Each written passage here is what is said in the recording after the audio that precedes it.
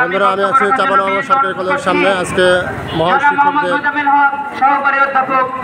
মানববন্ধন কর্মসূচিতে শিক্ষকরা বঞ্চিত হওয়ার কারণে তারা আজকে রাজপথে নামতে বাধ্য হয়েছেন।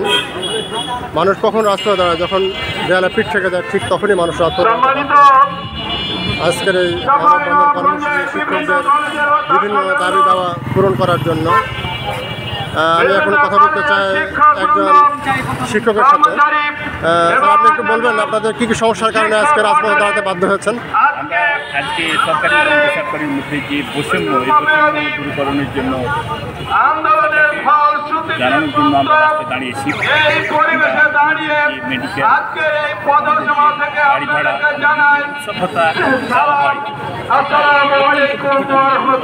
মানুষের সামনে আমরা সেটা প্রকাশ মানে প্রকাশই করতে পারি।